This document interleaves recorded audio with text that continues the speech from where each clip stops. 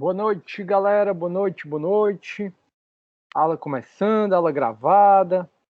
São 19 horas em ponto. E aí, como é que vocês estão? Me contem. Tá todo mundo bem? Sim, não, mais ou menos. Estão me ouvindo, turma? Vocês estão aí? Sim, não. Eita, que eu tô sozinho aqui. Benedita tá aí? Vocês estão me...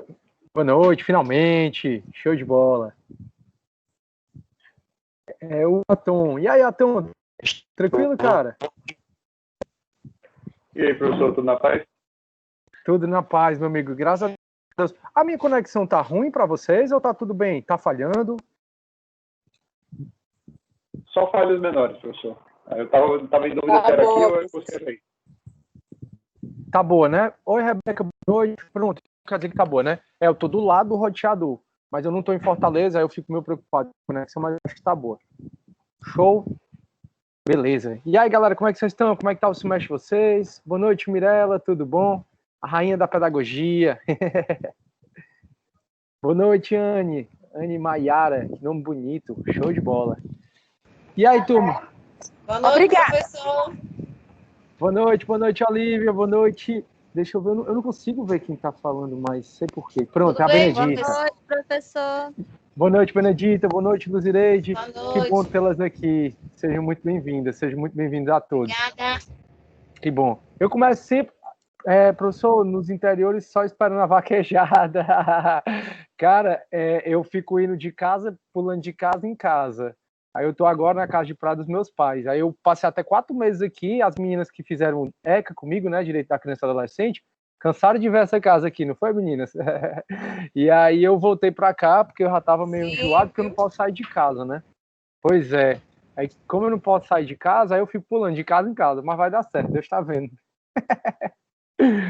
Ai, vai dar certo. Show. Turma, então é isso, eu sempre gosto, né, de conversar com vocês um pouquinho, pra gente relaxando, pra gente se entretendo, porque a aula é pra ser bem bacana mesmo, bem dinâmica, de maneira que vocês gostem e consigam ver significado nesse conteúdo. E também porque eu me importo com vocês, né, eu me importo em saber como é que vocês estão, se vocês estão gostando dos cursos que vocês escolheram, se não estão gostando é passageiro, tenho certeza que no futuro você vai ver como é um bom curso, e é isso. A nossa disciplina, né, que é a melhor de todas, obviamente. Isso ninguém discute. Show de bola. É isso. Pronto? Então vamos lá para mais uma aulinha. Fizeram a atividade 3. A novidade boa é que hoje não tem atividade. Ó, não vou passar a atividade 4 essa semana. Ai, professor, graças a Deus. Mas as atividades é para o bem de vocês. É só para vocês conseguirem ver em exercício se você está entendendo a teoria, sabe? Até porque, às vezes, a gente estuda, e quando vai para a hora da prova, a gente acha que estudou errado ou estudou outra coisa, porque a gente vai mal. Dessa forma, você vai praticando, né? Show? Então, pronto, vamos lá. Turma, antes de começar, inclusive, deixa eu ver quantos alunos eu tenho aqui. Pronto, só 15, cadê a galera? Se antes de começar, eu queria até convidá-los, turma, para escrever um trabalho para o encontro de iniciação científica da Unicef, certo? Eu vou botar aqui o link. As inscrições elas estão abertas desde abril e ainda não tem data de fechamento da inscrição. Aí, como todo bom brasileiro, né, vamos deixar para a última hora. Não procrastinem. Faça hoje o que você pode fazer hoje. Não deixe para amanhã, não. E aí, turma, se vocês quiserem escrever algo relacionado ao direito, à administração, ao que a gente está conversando aqui, eu fico super à vontade, certo? Para ajudá-los nessa caminhada. Eu acho que é importante, enquanto você está se formando um cientista, né? Porque cada um de vocês escolheram uma ciência diferente. Então, eu tenho aqui pessoas da administração, da pedagogia, do cinema, e vocês escolheram a ciência e estão se tornando cientistas. De maneira que, ao final do curso, provavelmente você vai fazer um trabalho científico, que é a sua monografia. Então, vocês estão estudando a ciência que vocês escolheram. Quanto mais você conseguir se capacitar, se desenvolver, é melhor. Então, quando você se formar, se você tiver artigos publicados, por exemplo, no encontro de iniciação científica, você acaba que vai ser diferente, vai ser um diferencial em relação a quem não tem. Então, caso vocês queiram escrever, é um trabalho simples, não exige esse rigor científico todo. Se você quiser tentar, por exemplo, aplicar uma das teorias motivacionais que a gente está estudando, fazer um questionário, ver o que a galera acha, a gente faz com o maior prazer. Aí o Leivson, né? Eu não sei nem se ele está aqui, tá não. O Leivson até mandou um teste psicológico, achei um barato no nosso grupo, né? Não sei se vocês já fizeram, sobre uma das teorias que a gente está estudando aqui. Beleza? Então é isso. Deixa eu ver se eu chamo de novo a galera. Pedir para ingressar. Deve ser chato, né? Vixe, o professor tá me ligando para eu entrar na aula. Show. Alguém quer comentar alguma coisa, turma? Alguém quer falar dos problemas? Alguém quer falar alguma coisa? Professor, eu quero saber a respeito da prova. Se faz prova, não é só esses trabalhinhos. Ah, tá. Porque a semana da VP1 é semana que vem, né? Até o dia 15, 16 por aí. Isso. A nossa, eu até já marquei com vocês. Eu acho que tu acabou chegando mais tarde e não assistiu o primeiro dia de aula, né? Então, no primeiro dia de aula, que ele é super... Pronto, mas ele tá gravado. Então, tu pode assistir caso queira. No primeiro dia de aula, eu expliquei o funcionamento da disciplina toda, inclusive que a gente vai ter prova. Esses trabalhos que vocês estão fazendo, eles integram a nota da prova, certo? Então, daqui para VP1, eu acho que a gente vai ter 4 trabalhos. Aí, então, a prova provavelmente vale 6 ou 7, para poder compensar. Aí você sempre dá um ponto extra, então, provavelmente, se vocês fizerem 4 trabalhos, a VP1 vai valer até 7 pontos. Tá bom. Tranquilo? Aí eu mando para vocês o link, vocês respondem, e aí me devolvem, corrijo e devolvo para o e-mail que você cadastrou o feedback da sua prova. Perfeito? Professor, tem uma pergunta. Pode falar, Andresa. Claro. Você já corrigiu a atividade dessa semana? Eu fiquei com dúvida na última questão. Pronto, Andresa. Lembra que toda aula a gente responde as atividades juntos? Lembra? Uhum. Sim. Pronto. Aí, então, no final dessa aula, eu vou responder a atividade 3 com vocês. Não se preocupe. A última questão, ela é exatamente sobre o processo. Tu vai ver, eu vou revisar aqui um pouquinho, aí tu vai ver qual é o slide que está a última questão. Perfeito? Ok, obrigada. Show, maior prazer. E aí, galera, mais alguma dúvida? Querem comentar mais alguma coisa? Eu vi aqui entrou mais 3 pessoas, sejam bem-vindos. Não, né? Então vamos começar a nossa aulinha. Turma, vou compartilhar minha tela. Deixa eu ver aqui. Boa noite, oi Raquel, boa noite. Show de bola. Turma, vou compartilhar aqui minha tela e aí a gente começa a nossa brincadeira. Pronto, deixa eu botar aqui. Pronto, pessoal, acredito que vocês estão vendo minha tela agora. Infelizmente eu sumi. Sim. Turma, oi. Alguém vai falar? Acho que ninguém vai falar não, deixa eu passar muito. Turma, só para fazer uma rápida revisão, tá? A gente está falando dos pilares da gestão de pessoas. Depois que a gente acabar de falar dos pilares da gestão de pessoas, a gente vai começar... Turma, tem alguém falando? São minha. A tela não está aparecendo. A tela não está aparecendo para vocês, não? Oxi. Para mim tá aparecendo, professor. É porque às vezes tem que... Para mim tá aparecendo, professor. Pronto, ó, é para vocês estarem vendo aquele círculo roxo que toda hora eu mostro. Sim, é ele mesmo. Conseguiu? Conseguiram ver, pessoal? Tem alguém que não está conseguindo? Tá aparecendo. Pronto, perfeito, então. Aí, turma, depois então que a gente ficar... Perfeito. Obrigado, galera. Depois que a gente falar de cada um desses pilares, né, da gestão de pessoas, a gente vai falar um pouco mais sobre a atividade do gestor de pessoas, sobre a questão de aplicação, sobre a questão de o recrutamento, o desenvolvimento, a gente vai falar um pouco mais sobre o gestor de pessoas em si, e aí a gente vai para a liderança. Então a gente ainda está no primeiro bloquinho aqui, que a gente já acaba hoje e já passa para o segundo, que é comunicação.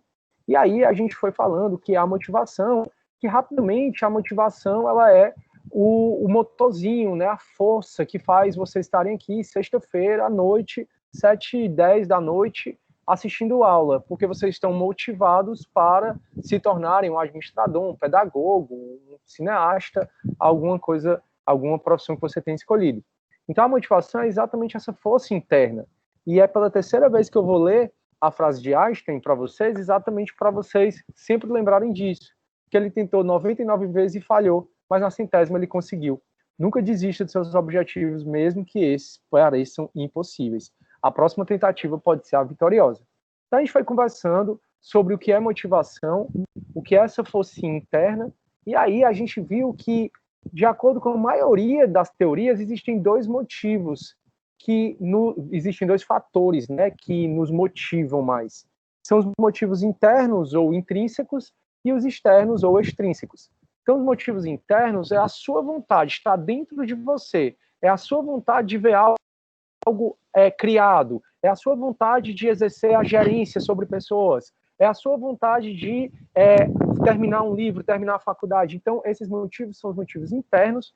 No meu ponto de vista, eles são, sem sombra de dúvida, os motivos que mais motivam as pessoas, né? Os fatores que mais motivam as pessoas. Mas também tem uma série de motivos externos.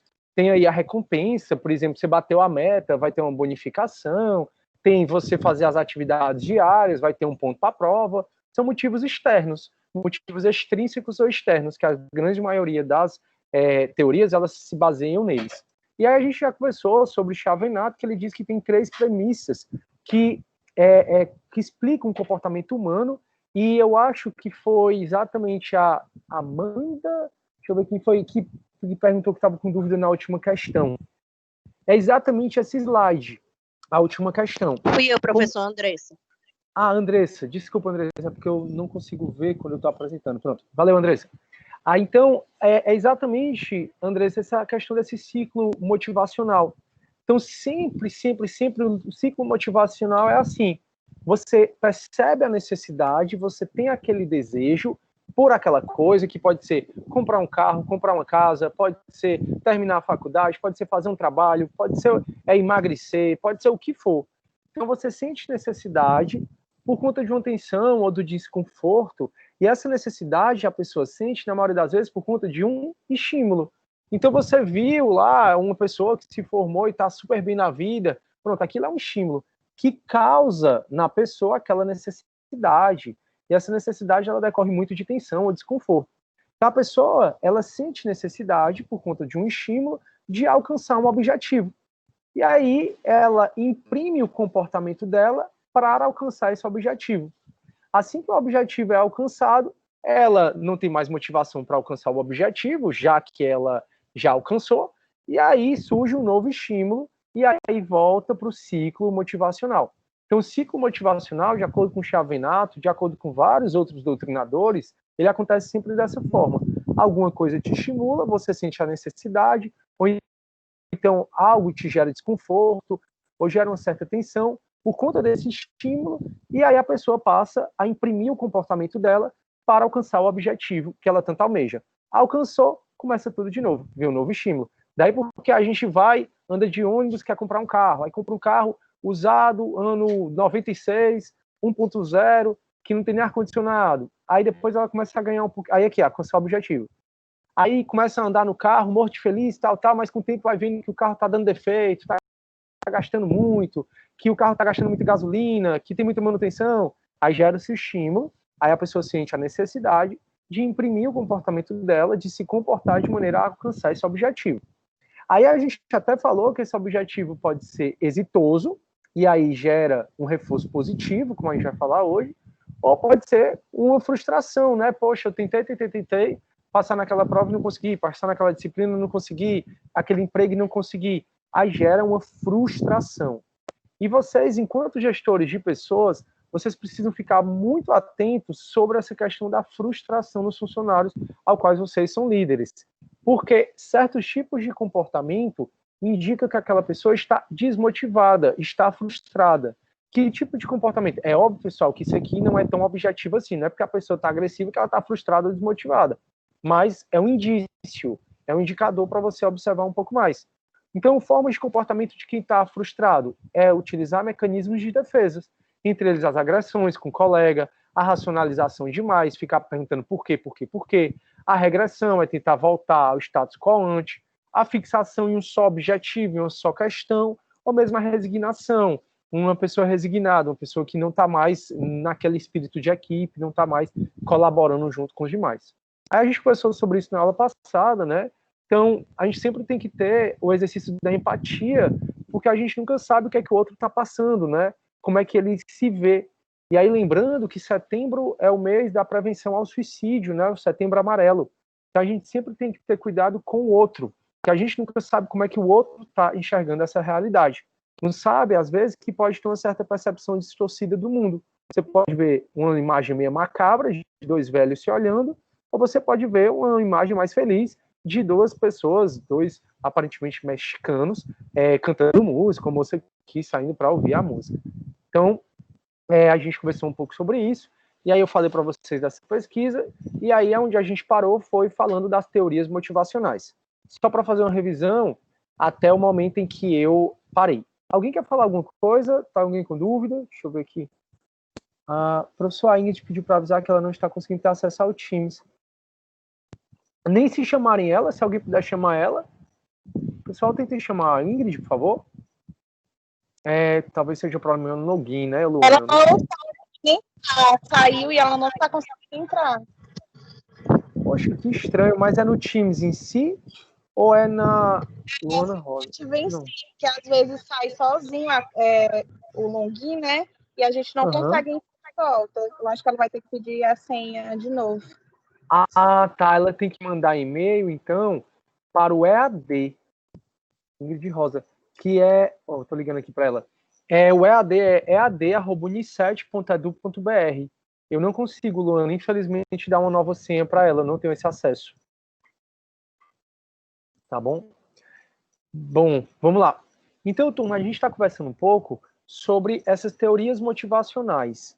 E aí, se você for ler a literatura, a maior parte delas fala que tem dois gêneros de teorias motivacionais, que é a teoria de conteúdo e a teoria de processo.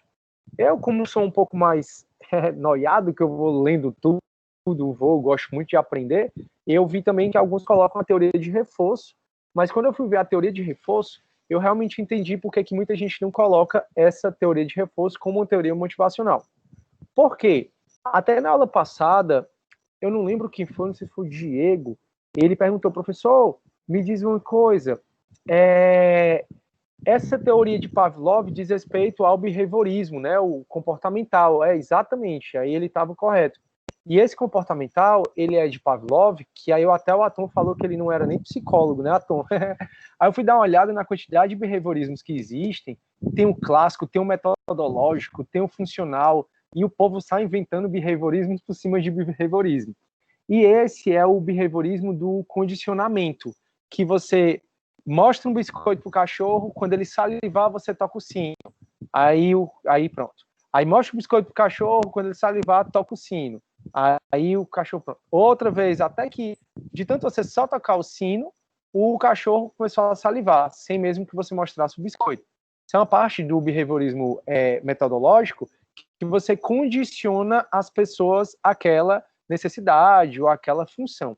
Não concordo que seja uma teoria motivacional, acho que é muito mais uma trapaça, mas eu coloquei aqui para você poder estudar um pouco, caso queira. O nosso foco maior é na teoria de conteúdo e na teoria de processo. A teoria de conteúdo, se você estuda pensando em concurso público, e aí foi até enviada, né, a proposta de emenda constitucional da reforma administrativa, que não alcançou membro do Ministério Público, magistratura, parlamentares e militares, não alcançou o maior peso, né, na administração pública, e nem os servidores, muitas vezes, os que estão já, a reforma administrativa ela foi enviada hoje, né, a proposta de emenda constitucional, mas acredito que ela vai ser bastante alterada. E aí, se você foca em concurso público, a teoria de conteúdo é a que cai mais. Qual? Essas 5 teorias de conteúdo são as que caem mais. Já se você foca, pessoal, mais na prática as teorias de processo, elas tendem a ser mais condizentes com a prática, certo? Isso é só para você saber. Não estou dizendo que em concurso não cai as teorias de processo e também não estou dizendo que na prática as teorias de conteúdo não são importantes. Ambas são importantes.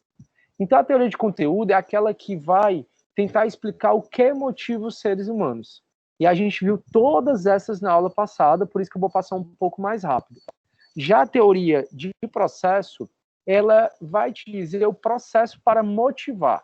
Como motivar as pessoas. E a gente tem outras 4 principais teorias. Obviamente tem outras, mas a gente estuda só essas 4 principais teorias.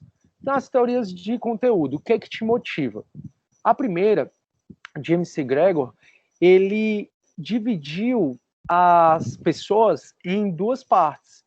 A primeira que ele criou é uma teoria mais antiga, teoria X, e depois ele criou a teoria Y. E ele diz que o gestor tem que ver os funcionários, tem que tentar catalogar o funcionário ou como pertencente ao grupo X ou como pertencente ao grupo Y. E assim perceber como cada pessoa se motiva. Quem é pertencente ao grupo X, em resumo, ele só trabalha por dinheiro. Eles são mais preguiçosos, eles são mais indolentes, então eles só trabalham por dinheiro. E aí você tem que ver uma forma de compensar essa pessoa para ela ficar motivada para fazer o que tem que ser feito dentro da organização. Já os adeptos da teoria Y, né, os funcionários que são mais Y, dinheiro vai ser consequência. Quem isso é de acordo com essa teoria, da Y, trabalha muito mais por conta de uma satisfação. Então, são pessoas com muito mais perfil de autocontrole, perfil de trabalhador mesmo. Não que o Y seja melhor que o X. Ambos podem fazer trabalhos incríveis dentro da organização. São motivações diferentes. Aí ele chamou o colaborador que é mais adepto da teoria X de homem econômico, que trabalha pelo dinheiro, e chamou o adepto da teoria Y, que é uma teoria mais moderna, de homem social. Ele trabalha muito mais pela sua autossatisfação, pela sua autorrealização. E eu falei isso na aula passada, só que o que eu não falei é que o próprio gestor, você, se tiver um líder, você pode tentar encaixar o seu gestor ou na X ou na Y. De que maneira? Se o seu gestor ele é mais afeito a X, provavelmente ele é um gestor mais controlador. Ele é um gestor mais antigo que acha que se virar as costas, os funcionários vão parar de trabalhar. Então, um gestor que tem um perfil mais controlador, mais desconfiado das pessoas, dos seres humanos, acha que se ele não estiver lá, ninguém vai trabalhar, quer que você cumpra aquele horário exatamente, cada minuto, cada segundo, ele é mais adepto a X. Já se o seu gestor trabalha mais com produtividade, ele já delega mais as coisas, ele não tem esse controle todo, ele é mais adepto da Y. Então, é uma teoria de conteúdo que motiva. O Y é motivado pela satisfação dele no trabalho.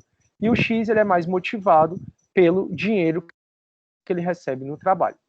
Aí, a próxima teoria de conteúdo que a gente estudou foi a teoria de Maslow, sem dúvida a mais conhecida, onde ele estruturou as necessidades humanas, as primárias e as secundárias. Ele estruturou as necessidades humanas em 5 bases de uma pirâmide, e para Maslow elas são dependentes, de maneira que para você satisfazer a sua necessidade social, você tem que satisfazer as 2 anteriores. Para você satisfazer a sua necessidade de estima, você tem que satisfazer as 3 anteriores. E se por acaso você, por exemplo, está aqui na necessidade de estima e perde o emprego, que é uma necessidade de segurança, você volta para cá e volta a tentar satisfazer essa necessidade para depois ir subindo até chegar na autorrealização. E aí aqui tem alguns textinhos de exemplos, né, de satisfação fora do trabalho e satisfação no trabalho. É uma figura que eu acho bem rica para a gente saber o que é que satisfaz os seres humanos. Então, primeiro, necessidades fisiológicas. Ninguém trabalha, ninguém se concentra se você não comer, ou se você estiver com sede, ou se você estiver muito cansado. Ah, não, já comi, já estou bem, já estou descansado. Então, vamos para a necessidade de segurança. Trabalho seguro, com remuneração, algo que você possa se sentir confortável ao final do mês de pagar suas contas. Ah, tá tudo ok? Então, bora para as sociais, entra nas amizades. Ah, tá tudo bem? Então, vamos para a estima. Aí entra na questão do namoro, do casamento, dessa questão toda. Se você pensar, tem uma certa razão. A grande crítica que se faz é que, para ele, essas necessidades são todas dependentes. A de Herzberg, a gente já falou várias vezes, tem os fatores de higiene, que são fatores que não geram satisfação, contudo, se eles não forem bem gerenciados, eles vão gerar insatisfação. Então, o salário não gera satisfação, de acordo com essa teoria, e com várias outras, mas também, se o salário for muito ruim, ele vai gerar insatisfação. Já ele também dividiu os fatores motivadores. Aqui, os higiênicos são os extrínsecos, ou externos, que eu falei no começo da aula. E os motivadores são os intrínsecos, são mais você com você mesmo. Se você não estiver bem, você não vai conseguir ficar insatisfeito com o trabalho, mas você também não vai ficar tão satisfeito, de acordo com o Hesburn. Aí a gente viu a teoria da existência, relacionamento e crescimento, a teoria do ERC, que ele revisita a teoria de Maslow e ele muda a teoria de Maslow em duas situações. Primeiro, ao invés de ter 5 bases, como a pirâmide de Maslow, para ele só existem 3. Alguém quer falar? É o Davi. Fala, Davi. Quer falar? A Joyce perguntou que horas começou. Começou 19 horas. Sempre começa às 19 horas, Joyce. Davi, eu vou desligar teu... Ah, desligou. Show. Então, turma, ele revisitou a questão de Maslow e aí ele dividiu as bases da pirâmide de Maslow em 3. E ele diz que as pirâmides, que essas bases aqui, na verdade, são independentes hoje em dia. Ou seja, nenhuma depende da outra. Porque para Maslow, a estima poderia ser suprida se todas as de baixo forem. Ou seja, elas eram dependentes. E agora não. Você pode satisfazer a sua necessidade de crescimento, que diz respeito à estima e à autorrealização, sem mesmo satisfazer a sua necessidade de existência, que diz respeito à segurança e à fisiologia. Então ele revisita essa pirâmide de Maslow e ele diz, olha, não são 5, são 3, e também elas não são dependentes, elas são independentes.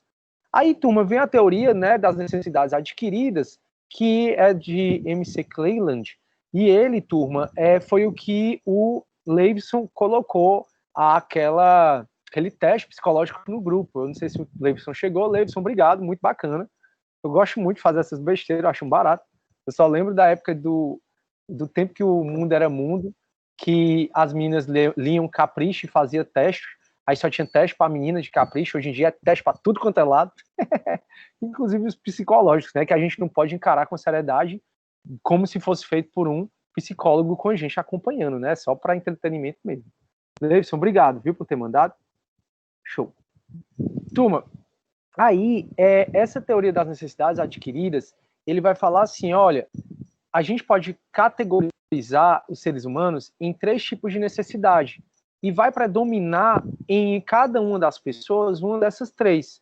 Então, o líder tem que observar qual das 3 predomina no ser humano, qual das 3 predomina no indivíduo, e aí, a partir do momento em que ele identificar que um empregado, ele tem mais a necessidade de realização, então ele vai tratar dessa forma. O outro é mais de associação, vai tratar de outra forma, ou ainda de poder. É associação ou filiação, tá? Necessidade de realização, pessoal, é aquele liderado, é aquela pessoa que gosta de ver a coisa pronta, realizada. Como é que você motiva esse cara? Você motiva ele dando desafio para ele, você motiva ele deixando ele trabalhar mais independente, mais só. Quer matar uma pessoa realizadora, coloca ela para fazer trabalho em equipe, ou então coloca ela para fazer um trabalho prático que não a desafia. Você mata essa pessoa. Então identifique aquele colaborador que ele se satisfaz realizando coisas. Então aquele cara que brilha os olhos, ele conseguiu te entregar um relatório, conseguiu construir algo, conseguiu dar uma boa aula, conseguiu fazer um artigo, e ele está vibrando com aquilo, ele é um realizador. Os realizadores, geralmente, não são tão indicados para cargos de gerência, porque cargos de gerência exigem muita habilidade com pessoas, exigem muita habilidade de ter paciência, de ouvir, de esperar o tempo, e os realizadores, geralmente, eles gostam de correr sozinho. Certeza que nessa sala tem vários realizadores. Existe as necessidades de associação ou filiação, são aquelas pessoas que tendem a ser mais relacionais, que elas fazem tudo para não entrar numa briga, para conciliar, que ela não quer se meter em briga nenhuma, na verdade ela quer conciliar todo mundo. São pessoas que estão muito mais, para elas é muito mais importante estar bem com as outras do que propriamente realizar o trabalho. Então o realizador, ele sai quebrando todo mundo, sai passando na frente de todo mundo e faz o negócio, entrega, custe o que custar. O associador, ou a questão da necessidade de filiação, a pessoa ele evita fazer o trabalho, assim, realizar mesmo o trabalho com a peça do realizador, por exemplo, se for necessário, ou se for necessário brigar ou passar por cima das pessoas. Passar por cima no bom sentido, não é questão de fraude, nem de uma questão mais negativa, não. Aí também tem a pessoa que tem mais necessidade de poder. Essa galera aqui, ela gosta do controle, gosta de controlar tudo. O que é bom de quem tem necessidade de poder é aquela pessoa que tem um ótimo perfil para gerência, porque ele é organizado, ele consegue saber o que é que cada um está fazendo, ele consegue ter uma boa gestão da coisa como um todo. Às vezes, quem tem necessidade de poder tem que ter cuidado para ter um quesinho de relacional, para ter um quesinho de associação. E já quem é de associação e vira gerente, tem que ter cuidado para também saber exercer um pouco de poder e não ser sempre ele, não, tá bom, tá tudo bem, não vou entrar em briga nenhuma. E quem é realizador tem que ter cuidado para exatamente saber que cada pessoa tem um tempo. E se você quer andar, a coisa mais certa é, você quer andar rápido, ande sozinho. Você quer andar mais longe, ande de mãos dadas. De mão dada, você vai andar mais devagar, sem dúvida, do que se você estivesse sozinho. Contudo, você anda mais rápido, porque você se apoia. Quem anda sozinho, quem corre sozinho, no instante se cansa. E aí, por isso que a gente sempre tem cuidado. Sempre, todas essas personalidades aqui têm pontos positivos e negativos, né? Negativos no sentido que eles deveriam desenvolver um pouco mais. E são ótimos para a gestão, desde que tenha autoconhecimento. Eu até disse para vocês que um dos objetivos dessa disciplina é que você se autoconheça um pouco. Então você já pode se identificar, né, de acordo com essa teoria, se você é mais realizador, se você é mais da filiação ou se você é mais de poder. Alguma dúvida, turma? Fala, Edvar, tudo bom, amigo? Poxa, Edvar, não tem problema não, cara. Eu imagino, cada um de vocês que estão aqui hoje mataram 1, 2, 3, 10 leões para estar aqui nessa aula. Nem se preocupe. E principalmente na aula de sexta-noite, né, depois de uma semana como a que a gente tem, que está cada vez mais corrido. Show! Turma, deu para entender todas as teorias. Obrigado, meu amigo Sidney. É um prazer. Sinto saudade quando você fala, viu? Quando você deixa de falar. Estou aqui lhe ouvindo aqui. Massa, abraço. Massa. Abraço. Então, turma, essa teoria de conteúdo, que é o que motiva, são essas 5 principais. Vejam se está tudo tranquilo para vocês. Teoria X e Y, teoria de hierarquia da necessidade de Maslow, a dos 2 fatores, que a gente vem trabalhando há 2 aulas, a da existência, relacionamento e crescimento, e a única que tinha ficado mais assim na aula passada foi a das necessidades adquiridas, que eu acabei de falar. Posso passar, então, para de processo, não posso? Essa aqui é o que, na prática, acaba sendo mais útil para os administradores, para os gestores de pessoas. Lembrando que você não vai precisar dessa disciplina se você trabalhar sozinho, mas dificilmente você vai trabalhar só você e você. Então, sempre você vai precisar dos outros, você vai precisar de certas dessas percepções. Então, turma, se ninguém está com dúvida nessas teorias de conteúdo, que motiva, a gente vai passar para as teorias de processo, que é como motivar. E aí tem 4 principais teorias. Pode falar. E como a gente, como gestor, faz para descobrir como nossos colaboradores são? A gente faz reuniões, testes, é só para convivência mesmo. Saber onde cada um se encontra. Andrés, excelente pergunta. Primeiro, no recrutamento, você provavelmente vai ser assessorada pelo RH. E no RH tem um psicólogo organizacional, que sem dúvida ele vai ter propriedade para te passar como é o perfil, ou pelo menos como indica que é o perfil daquela pessoa, né? Já que nós somos seres humanos, consequentemente nós somos complexos, não dá para dizer que isso é isso ou aquela outra. Ele pode dizer assim, ele é mais tendente para isso, ele é mais tendente para aquilo outro. Não, professor, mas eu acabei de assumir, eu estou lá com 20 liderados e eu preciso saber. A boa gestão, ela está nos detalhes.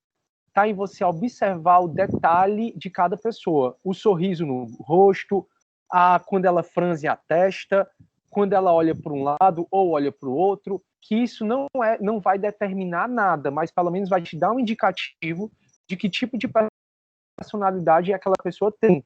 Então, o que é que eu sempre sugiro para vocês, enquanto gestores? Tenham um Moleskine, tenham um diário, tenham um caderninho, um que você torna seu, pessoal, só seu. E é nele que você vai anotar os principais insights que vocês têm. E quem sabe um dia esses insights não são até publicados, né? Eu não lembro se eu falei para vocês do estoicismo, né? Que aí é Marco Aurélio, que é um imperador, que foi o imperador romano, e ele, para não ficar doido, ele tinha um Moleskine dele, ele anotava. Como ele não ficar doido tendo que governar um império como o Império Romano. E aí foi publicado, e hoje ele é um grande dos expoentes do estoicismo, é um barato.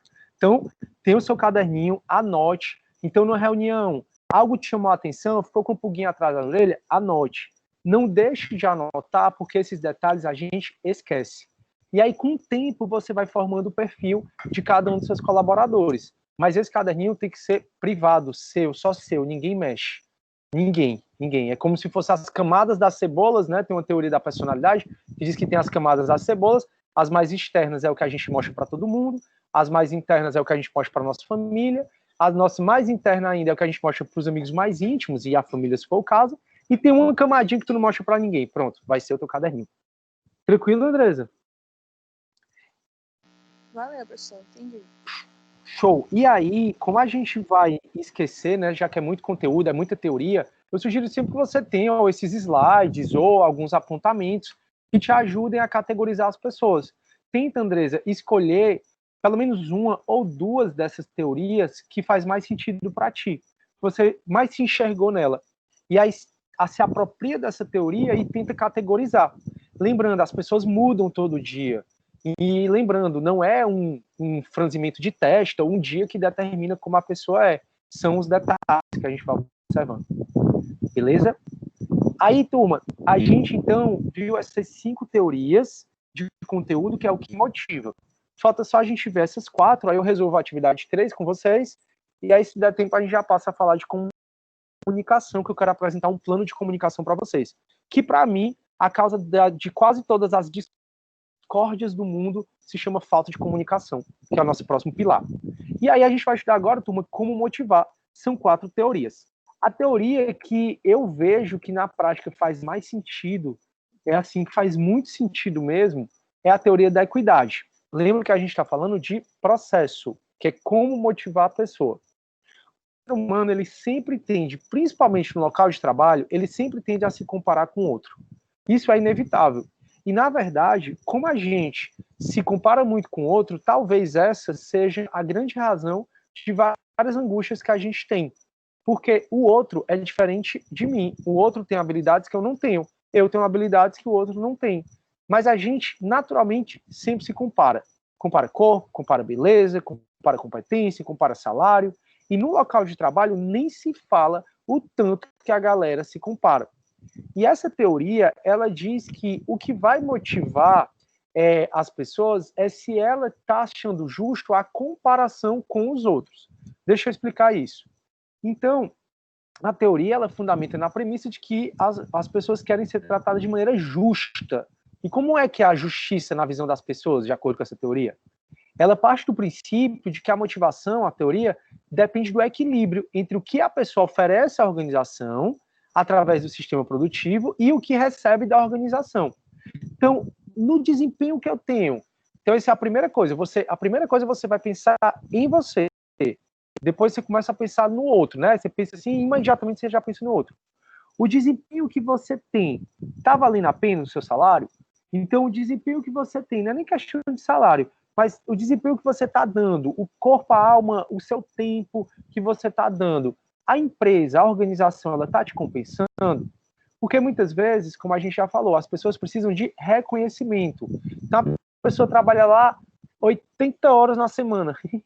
80 horas na semana. Estou só exagerando para vocês perceberem.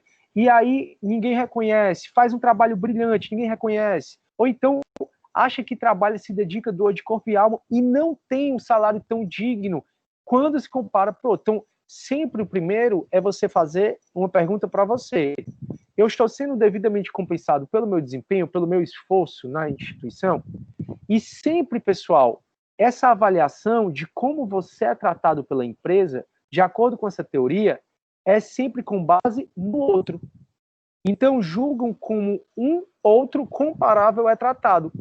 Então, você diz assim, caramba, eu estou dando aqui o meu máximo, o gás, 80 horas nessa empresa, meu salário não é bom. Mas tem o João, a Maria e o Francisco, que eles estão igualzinho a mim, trabalhando 80 horas e o salário não é bom. Aí, nesse caso, você vai ficar ok, você não vai ficar desmotivado. Então, mas vamos supor que você faz um trabalho perfeito, você faz uma excelente coisa, você se esforça, e o outro passa o dia no telefone, no Instagram, no Facebook, não sei o quê, vocês ganham o mesmo salário. É natural que você se compare com o outro. E é o que vale comparar, é o que você faz, julga nessa comparação, que vai dar uma sensação de equidade, ou seja, beleza, eu estou aqui me lascando, mas os outros estão também, então tá tudo certo, ou inequidade. Você vai falar, poxa, eu estou me doando todo para a empresa, o fulaninho nem tá, e aí ele tem o mesmo salário que eu, isso não é justo. Então, você primeiro avalia como a empresa te trata, quanto você dá de esforço para ela e quanto ela te recompensa, e essa avaliação, automaticamente, você sempre se compara com o outro. E aí, quando você compara as suas próprias circunstâncias com o do outro, você tem uma base para verificar essa relação, se ela é equânime, ou seja, ela está ok, está igual, está todo mundo no mesmo barco, ou ela não é equânime. Se não tiver equânime, meu amigo, você se desmotiva e o pau quebra muitas vezes, viu? E aí, finalmente, Professor, dependendo é tipo da uma questão de meritocracia, né, no caso aí. meritocracia no ponto de vista do liderado, do colaborador. É ele achar que está havendo ou não meritocracia. Está dando para entender? Então, é sempre você tentar fazer com que os liderados se sintam que eles são tratados de maneira igual. Não no sentido de regalias, dessas coisas, mas tratado no sentido de o esforço que eles colocam, o esforço que cada um coloca, está sendo recompensado, que é o que você está falando. Quanto mais mérito você tem, mais recompensa você vai ter. Ah, por que o fulaninho tem direito a sair na sexta-feira à tarde e eu não tenho? Aí é justo porque você não está trabalhando, não está entregando o que é para entregar. Fulaninho bateu a meta na sexta de manhã. Então ele tem esse prêmio, que a gente vai já estudar uma outra teoria do condicionamento, que ela vai falar exatamente da questão disso, de dar esse prêmio, de condicionar as pessoas. Então é exatamente isso, a questão mesmo da meritocracia e você ter cuidado para não sentir, não fazer com que um colaborador seu sinta que a empresa está sendo injusto ou que você, enquanto líder, está sendo injusto para ele. Tudo bem? Acho que foi a Joyce. Tudo bem, Joyce? Sim, obrigada. Pronto. De nada. Pessoal, se você não responder da maneira que ficar claro, você não falar aqui da maneira que ficar claro, me perguntem, tá, por favor. Então, turma, essa sempre vai ter essa comparação. Seus resultados próprios em relação a tudo que você dá com o do outro. Então, o que você dá como resultado, o que a empresa dá como resultado para vocês, sempre essa comparação. Mas o problema é que a comparação é a origem das angústias do mundo. Mas é natural do ser humano que a gente está sempre se comparando com o outro. Então, se a sensação é de equidade, ou seja, que está todo mundo no mesmo barco, de acordo com essa teoria, se motiva, o colaborador é motivado e mantém a atual situação. Contudo, se a situação é de inequidade, ele se sente determinado a lançar mão de estratégias para reduzir essa inequidade. Aí surgem os conflitos e você, enquanto líder, tem que tentar prevenir os conflitos, né? Nem remediar os conflitos. Show! Teoria da expectativa, de Vroom, Victor Vroom. Essa teoria da expectativa, de acordo com a literatura, ela é a mais complexa de todas. E aí, ela tem um quê de complexidade, ela é bem interessante, mas, assim, as outras eu não acho também que perdem muito feio, não. O que é que essa teoria diz? Diz que o desempenho que você vai ter é proporcional ao esforço que você vai ter por conta da recompensa que você acha que vai ter no futuro. Professor, não entendi nada. Primeiro, para você ter um desempenho para alcançar aquela recompensa, a gente pensa assim, rapaz, eu quero, por exemplo, passar num concurso. Passar no concurso é a sua recompensa. Lembre que a gente está falando do processo de motivação, em como motivar. Então você pensa, eu quero passar num concurso. Beleza, essa é a sua recompensa. Aí você vem, qual é o esforço que eu vou precisar fazer para passar no concurso? esse esforço é muito grande, vale a pena. Se esse esforço valer a pena, aí você vai se motivar para ter um desempenho como instrumento para alcançar a recompensa, que é passar no concurso público. Mas para alguns de vocês, ou talvez para todos, ou para muitos, a recompensa de passar em concurso público não vale a pena, então não é o que você quer. Então você nem chega nessa parte, você diz, eu vou fazer concurso, fazer concurso, estudar 3 anos da minha vida para ir para o interior, para ficar longe da minha família, vou nada. Então você nem tem desempenho nenhum para alcançar essa recompensa. Então tem uma tarefa que você quer que seu colaborador faça. Aí ele vai pensar, qual é o esforço que eu vou ter que fazer para essa tarefa acontecer? Se ele achar que a tarefa acontecendo é uma recompensa boa, ele vai se motivar para fazer. Se ele achar que o esforço que ele vai fazer para imprimir esse desempenho e chegar nessa recompensa, né, que é a feitura da tarefa, não é bacana, que na verdade ele vai fazer só porque você é o chefe dele, ele te vê como chefe, não como líder, que ele está ali porque tem que estar, aí ele não vai se motivar para fazer aquilo. Então, nesse caso, você precisa enxergar o que, aí a gente volta para a teoria do conteúdo, o que motiva aquele colaborador. Então, aqui a gente está falando como as pessoas se motivam. Então, as pessoas, quando você pede para elas fazerem uma tarefa, terem certo desempenho, automaticamente elas pensam, o esforço que eu vou fazer vale a pena a recompensa? O esforço que eu vou fazer vale a pena a recompensa, porque se eu fizer isso no prazo e fizer bem feito, o meu chefe vai gostar e vai me promover. Opa, ele vai se motivar para ter um desempenho adequado como instrumento, porque ele está pensando na recompensa, que é a promoção. Mas se você passa uma tarefa que ele diz, caramba, isso aqui vai dar muito trabalho, e para quê? Para nada, não vai ganhar nada, tá mandando só para encher o saco. Ele não vai se motivar de jeito nenhum. Então, essa teoria de Bloom, que é considerada a mais complexa, ela vai dizer a motivação para o desempenho que o indivíduo possui apoia-se na antecipação que ele faz de eventos futuros. Então ele pensa, qual é o esforço que eu vou ter? Beleza, acho que vale a pena. O desempenho que eu vou ter para alcançar essa recompensa vale a pena? Então o meu esforço vai levar ao desempenho aceitável? Vai. O que eu fizer de esforço, eu vou conseguir ter um bom desempenho para alcançar a tarefa. O desempenho, o alto desempenho vai compensar, né? Vai produzir a recompensa? Vai chegar onde eu quero chegar? Sim, vai. E eu acho que vale a pena essa recompensa. Então, quando é dado uma tarefa para o seu colaborador, ele sempre pensa, o esforço que eu vou fazer vai ser suficiente para essa tarefa ser alcançada? Para essa tarefa ser realizada? E quando eu realizar essa tarefa, a recompensa vai valer a pena? Se tudo isso for positivo, ele se motiva. Também, se não for positivo, aí você tem que enxergar o que motiva aquele colaborador para você conseguir fazer com que ele faça aquela tarefa bem feita. Deu para entender, turma? Me dê um feedback aí, porque essa aí é a mais complexa de todas. Escrevam, falem. Se ninguém falar, eu vou presumir que todo mundo está sabendo.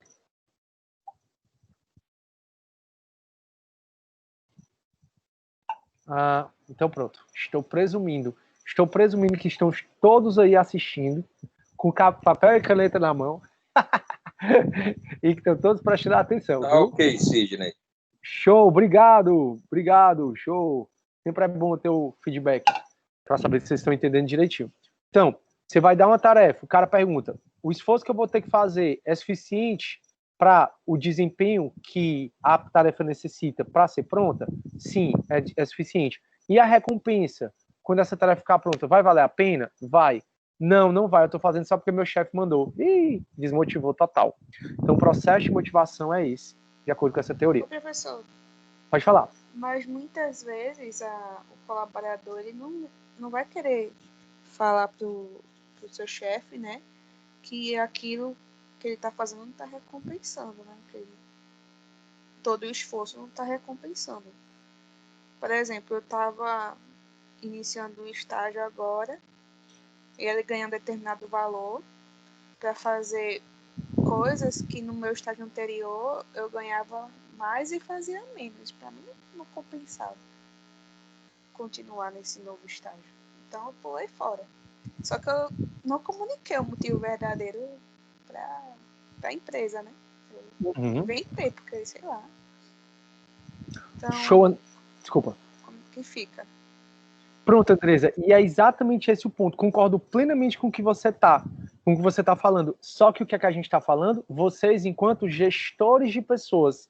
Então, ali você tinha um gestor que deveria ter identificado que realmente aquela recompensa não era motivacional para você. E a recompensa que eu estou falando não é só o salário, não, certo? O salário, ele, de acordo com a maioria da literatura, ele não é um fator motivador. Ele pode até dar um estímulo, motivação no começo, mas depois ele não vira um fator motivador, ele vira um fator higiênico, né, como a gente falou.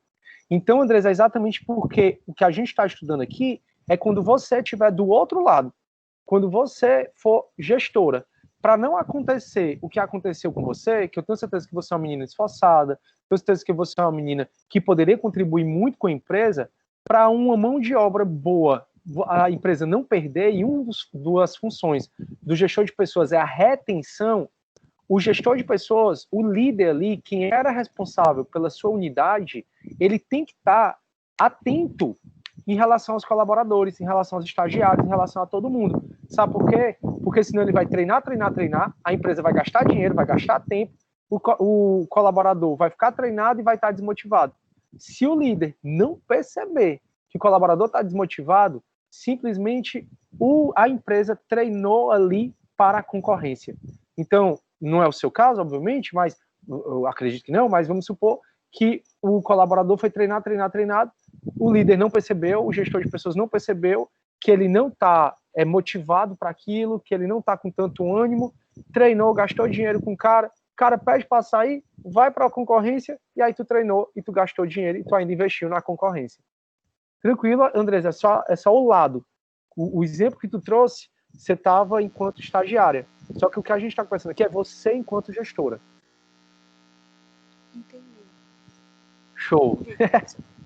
Bacana. Show de bola. Obrigado, Lini. Obrigado por perguntar. Fico feliz. Pronto, turma. Então eu vou passar essa teoria da expectativa de Vroom. E agora a gente chega à teoria do reforço, né? Do Skinner. Também. A Tom, Skinner é psicólogo ou não? Pergunta a tua esposa. Eu sei que na psicologia a gente pode estudar Pavlov, Skinner. Aí, pronto, show. Turma, a de Skinner que... Pode falar, Tom.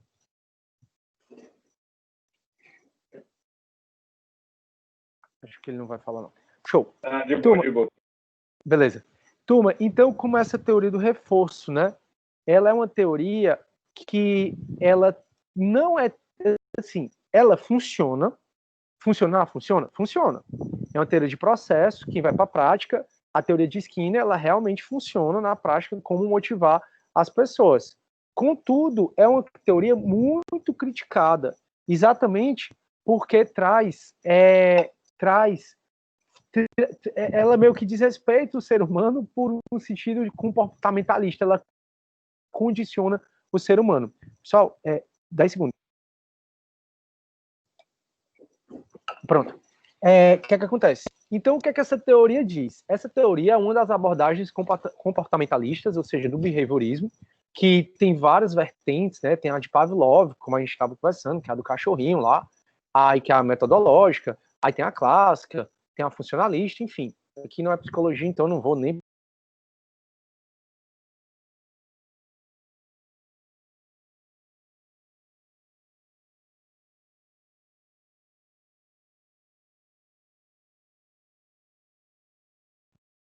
Sidney ficou mudo. Eu também não estou ouvindo mesmo, não. Também não estou escutando, não.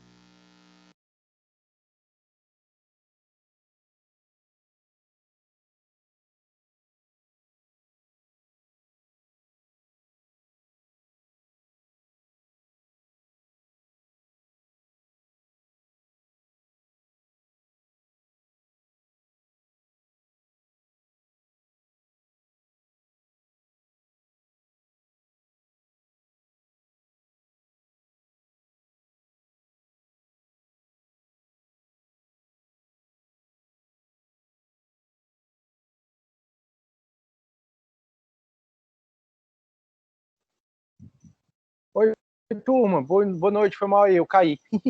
Aí eu mudei aqui, o roteador deu certo, tá bom? Vou voltar a compartilhar minha tela. Viva os novos tempos. Certo, professor. Valeu, galera. Sei por quê. Tô do lado aqui do roteador, bem Ok, bonito. Sidney. Mas deu certo. Eu tô agora... Valeu, galera. Eu tô agora roteando no meu celular. Então, o que é que eu tava falando para vocês dessa teoria do reforço? Vou só recapitular só um pouquinho. É uma teoria que, na prática, funciona, mas na prática ela é muito criticada. Na teoria, ela é muito criticada porque ela meio que condiciona o ser humano. É meio que o que a gente faz com o Os nosso slides cachorro. não tá aparecendo, Sidney. Poxa vida. Deixa eu, então, vou parar de compartilhar. Mas para mim tá aparecendo, viu, professor?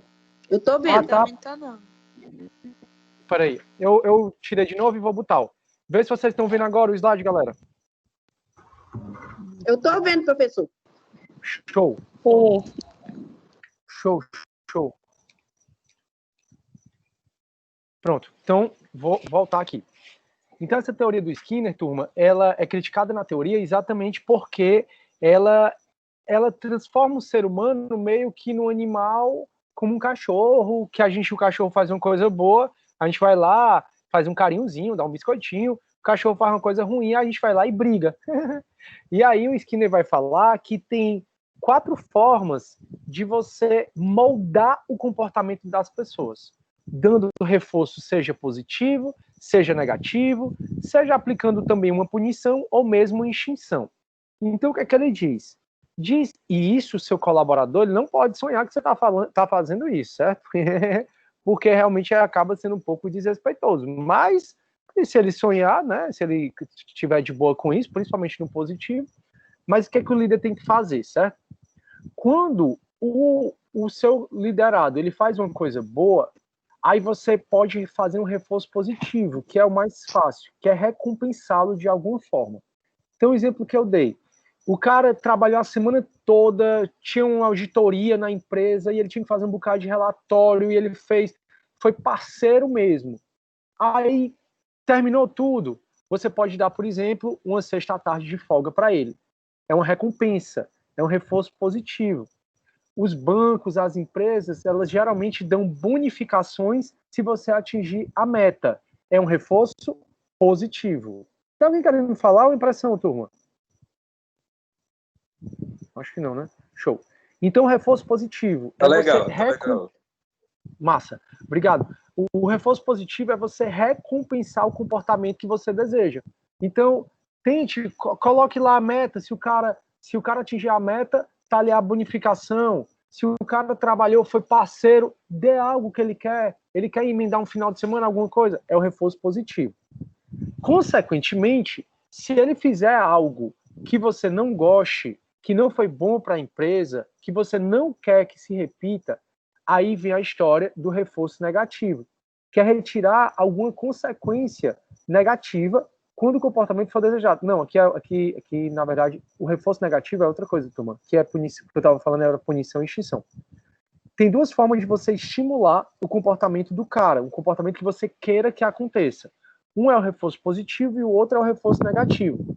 O reforço positivo, vocês já entenderam, é dar uma bonificação pro cara. Ó, atinge a meta que tá aqui, você tem tantos % a mais do seu salário. Já reforço negativo é você retirar alguma consequência negativa quando o comportamento for desejado por você. Ou seja, o cara precisa ir trabalhar todo dia de farda, por exemplo, ele não gosta. E aí ele está fazendo comportamentos que você está achando bacana e quer estimulá-lo a fazer. Aí você diz, olha, todo dia tu tem que usar farda. Pô, vamos fazer assim? Vamos escolher um dia que tu não vai usar farda? Vamos fazer a sexta sem farda? Aí você tira essa consequência negativa dele, que aí ele vai talvez se motivar ainda mais. É um processo de motivação ainda mais. Outro exemplo, às vezes você é alocado num setor e o funcionário, né, o colaborador, ele não gosta muito daquele setor. Aí você diz, olha, faça esse trabalho, atinja essas metas, que assim que você fizer esse trabalho, eu te realoco e te coloco em outro setor. Então, esse é um processo como você vai motivar as pessoas a fazerem comportamentos que você quer que eles se repitam, que são comportamentos bons para a empresa. Então, reforço positivo e reforço negativo são técnicas de você estimular aquele comportamento positivo da empresa. Você quer que aquele comportamento continue acontecendo. Aí você pode recompensar a pessoa ou você pode tirar uma consequência negativa. Consequentemente, caso você queira desestimular um comportamento que não foi bom, que não foi bacana, aí você pode punir ou extinguir. Essas são as duas formas de você desestimular certo comportamento. Então, o funcionário está chegando atrasado, o funcionário não está vindo no afardamento, não está entregando as coisas no prazo, as metas no prazo, os objetivos no prazo. Nesse caso, você pode ou puni-lo, e aplicar a punição é aplicar uma medida negativa, quando o comportamento foi indesejável. Ou seja, essa punição, que punição pode ser essa? Pode ser mesmo desconto no salário dele, se ele tiver mesmo chegando atrasado, pode ser mesmo uma advertência, pode ser mesmo uma censura, pode ser mesmo algo que ele sinta que ele fez aquele comportamento errado e por isso ele está sendo punido. Aqui é bem criação mesmo de pai, né? De pai, mãe, de cachorro. Quando a gente vai muito nessa parte de Skinner. E também uma forma de você desestimular o comportamento daquela pessoa é extinguindo. E o que é a extinção? É retirar certas recompensas positivas quando o cara estiver fazendo um comportamento errado. Então ele está lá liderando uma equipe, ele é o líder de uma equipe, ele está subordinado a você, mas é o líder de uma equipe, e ele está destratando todo mundo, ele não está entregando no prazo. Uma forma de você extinguir é retirá-lo como líder. Você está tirando uma recompensa positiva que era ele ser líder da equipe. Ou então o cara tem direito a ter uma flexibilidade de trabalho. E aí ele está abusando nessa flexibilidade de trabalho. Nesse caso, você pode dizer, olha, eu sempre te tratei aqui de uma forma que você chegava a hora que quisesse, contanto que você entregasse as metas. Como você não está entregando, então eu vou ter que determinar o horário de trabalho aqui para você. E aí, esse tipo de estímulo ao comportamento, que está de azul, ou de desestímulos ao comportamento, que está aqui de branquinho, aí nesse caso são métodos que o Skinner coloca, que são os processos como você vai motivar. Quanto mais você reforça, seja positiva, seja negativamente, mais ele vai ficar motivado para aquele comportamento, mas você vai mostrar que você gostou. Então ele vai ficar feliz, poxa, eu fiz aquilo, meu chefe gostou. Então ele vai tender a fazer de novo de acordo com o Skinner. Meu chefe gostou tanto que chega me deu uma recompensa. Meu chefe gostou tanto que chega me promoveu, me tirou daquele setor. Ou então, poxa vida, realmente fiz besteira. Fui destratar um colaborador e o chefe me puniu. Fiz besteira, cheguei muito atrasado, o chefe cortou do meu salário. Fiz besteira, tô lá como líder e esse comportamento não foi bacana para a empresa, eu não estou mais como líder hoje em dia. Então, esse aqui você estimula o comportamento e esses dois você desestimula. Alguma dúvida? Por enquanto não, né? Beleza. Só dizer que Skinner era sim psicólogo, diferente do fisiologista Pavlov. Boa, valeu, Atom. Pronto. Então, turma, vamos para a quarta e última teoria de processo motivacional, que é de Locke, que ela é a teoria do estabelecimento de metas, né? E ela parte do pressuposto que é o que a gente vê muito hoje. Gestão estratégica participativa, gestão de pessoas estratégica. Então, quando eu comecei a aula, turma, eu falei assim, ó, nos primeiros slides, eu disse, turma, antigamente tinha a gestão... Antigamente, a gente falava... Tá aqui, é nesse aqui. Pronto. Antigamente, a gente nem lembra mais onde era, mas vou falar. Antigamente, a gente falava de departamento de pessoas. Depois, a gente foi falando de gestão de pessoas. E hoje, a gente não fala mais nem de gestão de pessoas, a gente fala de gestão estratégica de pessoas. De maneira que a gestão de pessoas hoje tem que participar do planejamento estratégico. Então, hoje em dia, para você motivar mais os funcionários, você tem que inseri-los e tentar debater as metas, tentar fazer o planejamento estratégico juntos, tentar definir as metas juntas, tentar ouvir o funcionário, de maneira que se o funcionário ele sente que a meta não é impossível de ser batida. Eu mesmo trabalhei numa empresa que eles botavam para a gente goela abaixo uma meta que a gente não conseguia bater. Então, a gente nem sabia nem por onde começar, porque era impossível bater. Era assim, não tinha como, historicamente, não tinha como e em canto nenhum dava para aquela meta ser batida. Aí, que se a meta não dava batida, não dá para bater, resolvido está o problema.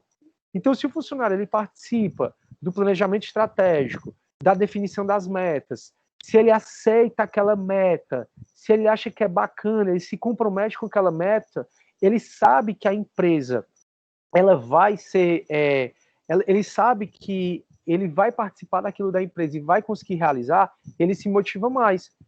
É por isso que algumas empresas trabalham com a participação nos lucros. Por quê? Porque se a empresa lucrar for exitosa, o funcionário vai receber X a mais no salário dele no final do ano, ou dependendo da periodicidade que a empresa trabalhe. Então, o funcionário, ele se sente ali parte daquela empresa. Ele sabe que o êxito da empresa é o êxito dele.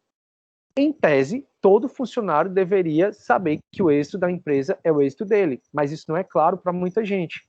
De maneira que, se o funcionário ele aceita a meta, o grau de dificuldade da meta é ok, a meta está específica, ou seja, ele tem claro qual é a meta que ele tem que atingir, que a meta tem um grau de dificuldade, porque a meta tem que ter um grau de dificuldade, obviamente, senão não é meta.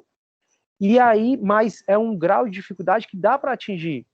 Então ele vai, aceitando a meta, ele vai se comprometer com essa meta e fazer um esforço, ou seja, esse esforço vai implicar no desempenho dele para poder alcançar aquela meta. E durante o trabalho dele para alcançar aquela meta, é muito importante que o gestor, que o gerente de linha, que a gente já conversou sobre isso, que ele esteja lá dando suporte para o atingimento da meta.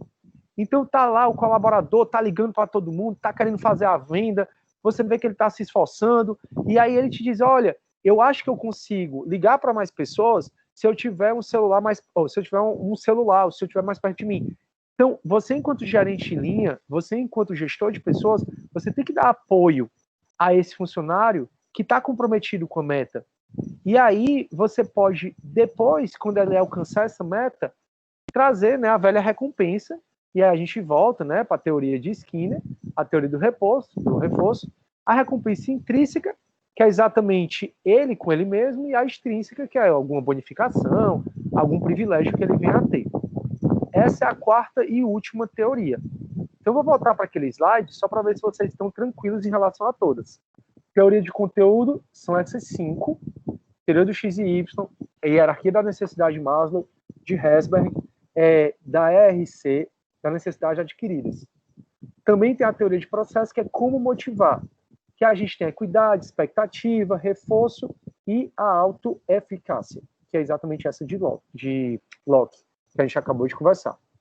Então, turma, já que a gente acabou de ver todas as teorias, eu queria, de coração, que vocês conseguissem pensar, para isso ajudar vocês, enquanto gestores no futuro, se é que já não são, qual é a diferença que você acha dos desejos, das atividades, dos colaboradores de antigamente e os de hoje?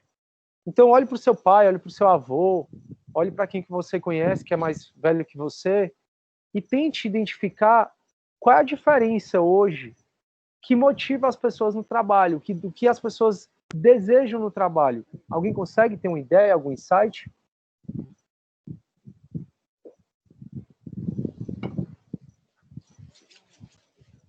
Pessoal, eu acho que... Eu acredito que seja autorrealização, Sidney. Peraí, deixa só, o Ed vai falar a realização, aí alguém estava falando. Se puder continuar. Fui eu, Andresa. Ah, Andresa. Oi, eu acho Andresa. que antigamente as pessoas trabalhavam mais para poder realmente suprir suas necessidades fisiológicas, né? Pelo que eu conversei muito com meu tio, meu avô, ele dizia muito isso. E hoje, eu acho que acontece muito até o que o senhor falou em outras aulas, sobre realização. Você se sentir que está pertencendo a alguma coisa, participando de algo. Tanto que muitas pessoas se sentem mal, né? Tem gente que fica doente como está sem trabalhar, né? Parece que perdeu um propósito na sua vida, alguma coisa assim. Isso, Andresa, isso é tudo verdade. E assim, o que essa proposta dessa discussão, que o Edivar até falou, que é a questão da realização também, é antecipar uma matéria que a gente vai estudar mais na frente, que é vocês entenderem um pouco da geração Baby Bloomers, X, Y e Z. Porque se você entrar e você for gestor de pessoas, você for gerente de linha de uma unidade hoje, muito provavelmente você vai achar colaboradores de diferentes gerações. E isso vai ser determinante você perceber esse conflito de gerações para você conseguir motivar os seus colaboradores. Então, antes, a gente pode dizer que o colaborador ele se motivava mais por ficar na empresa, vestir a camisa da empresa mesmo, de ter aquele trabalho de ponto mesmo, com horário. E antigamente se tinha mais essa questão. Hoje, as pessoas já querem se sentir mais realizadas no trabalho. Não sei se vocês lembram, em uma das aulas eu comecei assim, galera, o pessoal traz, hoje os colaboradores, eles vêm trazendo as necessidades, não só de realização, não só no trabalho, como as pessoais. Então, como a Andresa bem falou, às vezes a pessoa perde o trabalho, parece que a vida perdeu sentido. Por quê? Porque a gente tem, ultimamente, diferentemente antigamente, que existia uma separação maior entre a hora que eu estou no trabalho e a hora que eu estou em casa. Por exemplo, eu não sei muito do trabalho dos meus pais, exatamente porque eu sei, sim, obviamente, sei o que faz, mas eu não lembro de deles chegando em casa e conversando sobre o que aconteceu no trabalho. Essa divisão, ela é muito clara na geração Baby Bloomers e principalmente na X, que é aquela trabalhadora mesmo que vestiu a camisa. Hoje em dia, a gente já tem uma fusão bem maior entre a nossa vida laboral e a nossa vida pessoal. De maneira que hoje é perfeitamente comum em casa, até na mesa de jantar, se falar sobre trabalho. Antigamente, isso, até talvez os nossos avós, eles não admitiam falar de trabalho na mesa, não podia. Trabalho era trabalho, lazer, família era família. Então, realmente existia essa separação. Acontece que hoje tudo está muito fundido. E hoje, principalmente as gerações mais novas, são muito movidas pela questão da realização. E eles são muito mais flexíveis no sentido de, poxa, não estou muito feliz, satisfeito com esse trabalho, eu mudo. Só que um papel do gestor de pessoas, e é um dos principais, é a gente conseguir reter essas pessoas. Senão você treinou o cara para concorrência e é pior. Tranquilo, turma? Alguém quer comentar? Tranquilo, Sidney. Show. Então, turma, outra coisa que uma coisa que eu proponho é que você desde hoje comece a observar as características das várias diferentes gerações, comece a anotar no seu moleskinezinho essas características diferentes, porque vai te ajudar para entender as pessoas. E da mesma forma que eu pedi para a gente refletir o que é que movia as pessoas antigamente, o que é que mais move hoje, as gerações diferentes, eu peço que você pense o que é que te move, né? É dinheiro? É o teu sonho de ter a casa própria, se é que não tem, de ter o carro, de viajar, é fazer a tarefa, é ser admirado, é liderar, é comandar as pessoas. É o quê? O que é que te move? Porque um dos princípios da liderança é o autoconhecimento. A gente, e aí eu já contei para vocês, até a história do oráculo de Delfos, conhece-te a ti mesmo. A base de qualquer conhecimento, a base para você conhecer qualquer coisa é você se autoconhecer. E como é que você vai se autoconhecer? Pode fazer análise, né? Pode ir para o psicólogo, pode te ajudar, e pode também já anotar os pequenos detalhes. O que te fez feliz, aí tu anota. O que te deixou angustiado, tu anota. O que te deixou irritado, o que te deixou triste, tu vai anotando, que com o tempo você vai aprendendo mais os seus sentimentos e ganhando um pouco mais de inteligência emocional. Fechou? Vou fazer o seguinte agora. Vou parar meu compartilhamento da tela para vocês me verem um pouco, né? Eu não sei porque o meu Teams ele não permite que vocês me vejam e eu dei aula. Fico chateado com isso, mas faz parte. Já tentei baixar aplicativo, baixei versão e não deu certo. Vou mandar o link da atividade 3 para a gente fazer junto. Essa semana não tem atividade, tá, turma? Porque essa semana meio que eu tô concluindo o propósito da atividade, que é a 3. Bora fazer a atividade 3 juntos? Quem não fez, tem até hoje para fazer. Bora. Então, bora. Eu tô na primeira questão, tá bom? Diz assim, ó. A teoria ERG, que é a existência, relacionamento e crescimento, o G aí é de growing, que é crescer em inglês, né? Então ele diz, a teoria ERG, desenvolvida por o Clayton, sustenta que as pessoas são motivadas por 3 tipos de necessidades hierarquicamente dispostas, que são necessidades de existência, relacionamento e crescimento, como o próprio nome está dizendo, ERG. E aí eles ainda botaram assim, a resposta correta então é a B de bola. Existência, relacionamento e crescimento. É engraçado que na C eles colocam, né? Equidade, realização e grandeza. A pessoa que está fazendo diz assim, vixe, que besteira. Tá, e a RG já me deu a resposta. É o único que tem a RG, e o cara sai se sentindo mal inteligente, mal ele sabe que errou. Alguma dúvida, turma? São necessidades hierarquicamente dispostas, mas elas são independentes entre si. Não esqueça que para eu satisfazer a necessidade de relacionamento, eu não preciso ter satisfeito as 2 outras. E assim vai. Segunda questão. Segundo Herzberg, a motivação resulta de fatores que podem ser divididos em 2 categorias principais. As relações pessoais com os colegas e o estilo de supervisão dos chefes. Quais são os fatores de Herzberg? E aí, qual é a resposta, turma?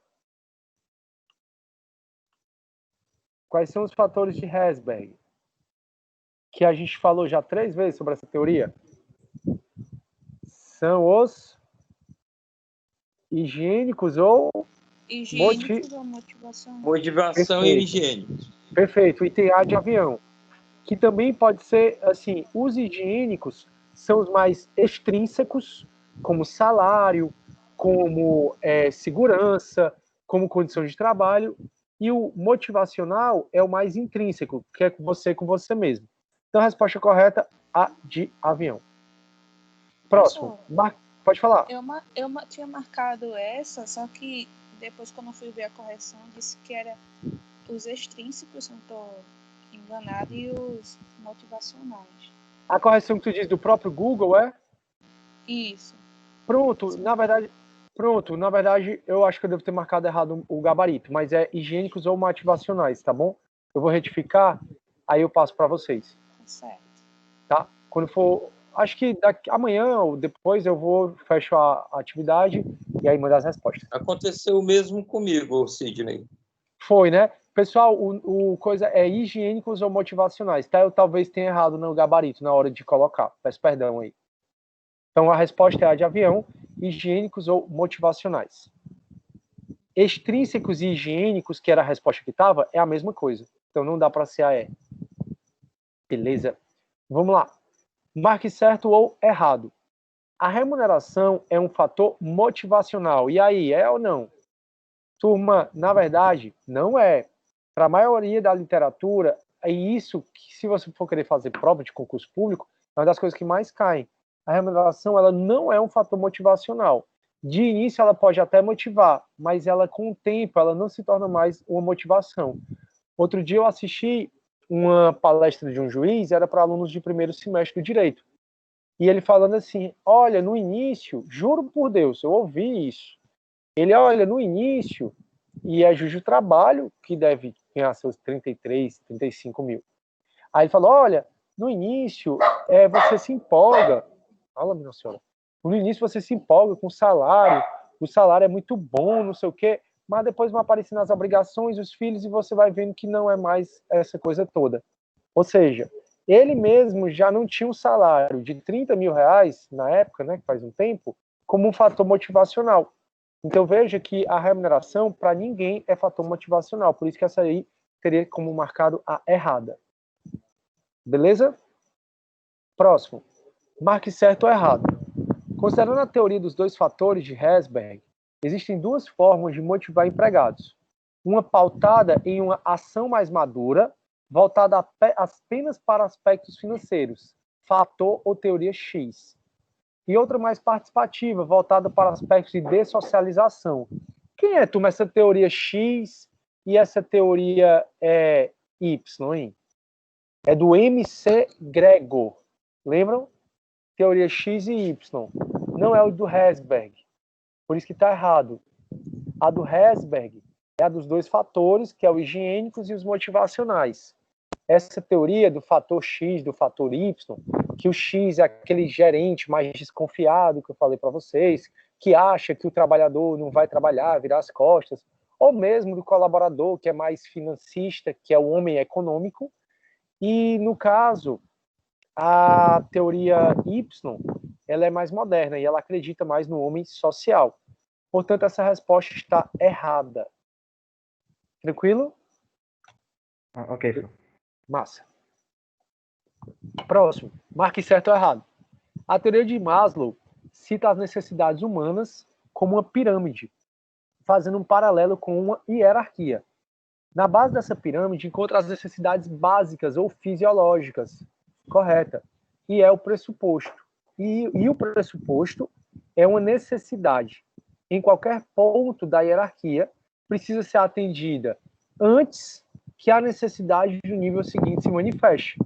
Tá, corretíssimo. O que ele está falando é que na base da pirâmide são as necessidades fisiológicas de comer, de dormir, de se alimentar, né, como eu falei. E aí só vai surgir a próxima necessidade se a anterior for satisfeita.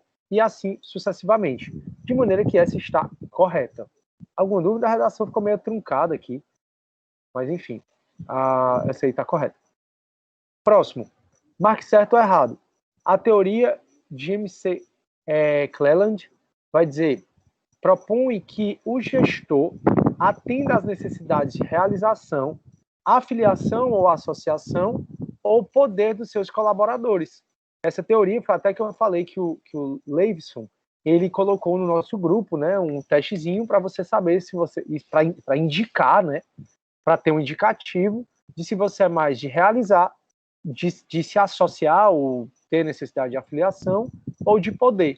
Foi aquela parte que a gente falou que o realizador é aquele que você tem que dar autonomia para ele, tem que dar desafio para ele, tem que deixar o cara tocar o barco sozinho, tem que dar mais autonomia. Ele não, muitas vezes, se ele não souber que ele é realizador, ele não vai muito bem em papel de gestão.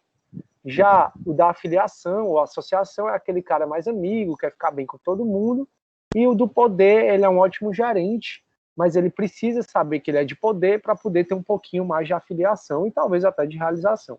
Poder é aquele cara que gosta mais de controlar tudo. A próxima questão, turma, que não está aparecendo aqui para mim, é a que a Andresa perguntou. Veja aí se vocês conseguem fazer essa. Andresa, dá para fazer essa? Eu não sei mais cadê essa questão. Me digam aí. Professor, é a Ingrid. Professor, eu queria saber só se a última é certa ou errada. A última que tu disse, que é essa que a gente acabou de falar? Sim. Eu nem respondi, né? Me perdoe. Não.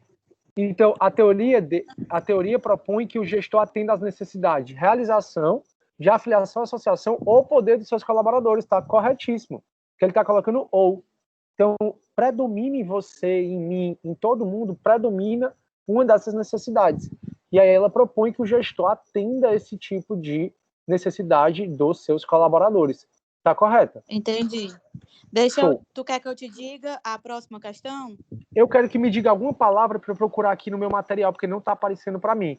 Pois deixa eu ler para ti. Sobre as teorias motivacionais, defina 2 teorias de conteúdo e 2 de reforço. Ah, tá. É porque eu acho que tinha uma outra que a Andresa perguntou. Não tinha, Andresa? Eu acho que tinha essa. Pronto. Não, sobre as teorias... foi essa mesmo. Ah, tá. Entendi. Não, então pronto. Então, sobre as teorias motivacionais, defina 2 teorias de conteúdo e 2 de reforço. Aqui, turma, é muito pessoal, né? Você pode escolher 2 de conteúdo que você queira, pode pegar Maslow, por exemplo, X e Y que você queira, e vai definir 2 de reforço. Só para você saber, assim, se você está tendo propriedade no que você está falando, no que a gente estudou, né, até agora. Até aí, tudo bem, turma? Professor, me responde só a segunda questão. Com certeza, esse é o menor problema. Bora para a segunda, galera. A segunda vai dizer assim, ó.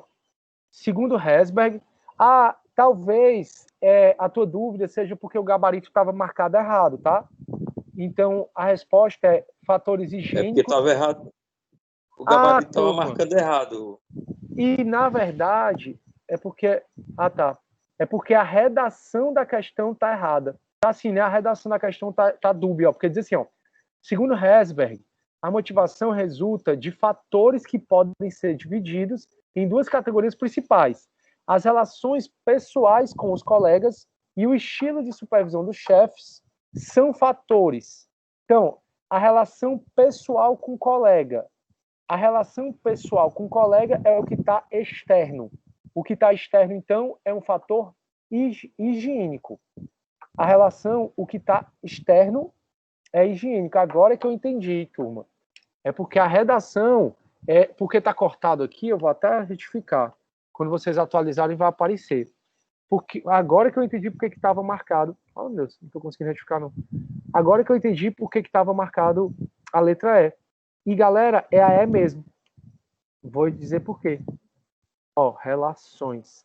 Ele não está perguntando aqui quais são os dois fatores motivacionais. Ele está perguntando esses dois são o quê? Então, ó, segundo Herzberg, a motivação resulta de fatores que podem ser divididos em duas categorias principais. Quais são essas categorias? Higiênicos e motivacionais. São essas duas categorias, mas ele não perguntou isso. O que é que ele perguntou? As relações pessoais com os colegas e o estilo de supervisão do chefe são fatores qual? Higiênico ou são fatores motivacionais? Os dois são fatores extrínsecos ou higiênicos. Deu para entender agora por que a resposta é a E mesmo, galera? Ele não está perguntando para a gente quais são os fatores motivacionais do Herzberg, que seria a resposta A, se ele estivesse perguntando. O que me confundiu na realidade, Sidney, foi o pessoal. A relação pessoal, ou seja, a sua relação com os demais. Como os colegas estão externos a você, ele não está falando de sentimento, Edivar. Ele não está falando de sentimento, ele não está falando de realização, perfeito. Ele não... Tá entendendo? É por isso que a resposta é correta. O que seria os fatores motivadores? É a realização, é o reconhecimento do cara, é o crescimento, é o avanço dele, é ele ter um certo significado no trabalho que foi lhe dado, ou seja, é ele com ele mesmo. Se um fator é externo, ele passa a ser extrínseco ou higiênico. Daí porque a resposta realmente correta é de escola.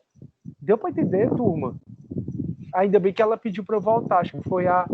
Não lembro. Tranquilo, Sidney. Foi eu, professor. Agora me tira uma dúvida. Toda vida que o professor começa a falar de extrínseco e intrínseco, eu fico perturbada. Eu não quero, às vezes, um é externo e o outro é interno. Qual é a diferença de um para o outro? Essa Pronto. Que me confunde. Perfeito, Maria. O interno é o que está dentro da gente. O interno é nosso sentimento de realizar. Então, por exemplo, você acaba de assistir essa aula, poxa, que aula boa. Essa sensação que te dá é o interno. É você olhar para um trabalho, caramba, que legal que eu fiz isso. Ou então, te passaram uma tarefa e você dizer, poxa, essa tarefa tem muito significado para mim. Então, o intrínseco, ele é interno e ele é motivacional. Para Herzberg, só os intrínsecos, só os internos é que te motivam.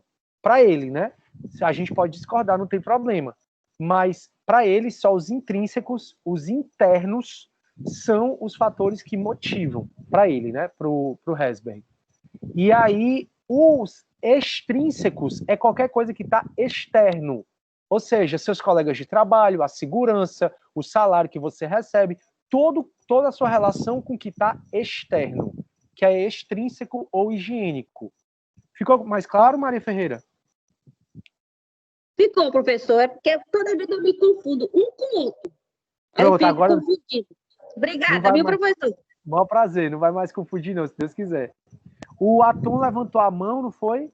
E eu acho que outra pessoa. Querem falar, pessoal? A minha mão, agora eu que levantei a minha mão. Pode falar. Lucireide.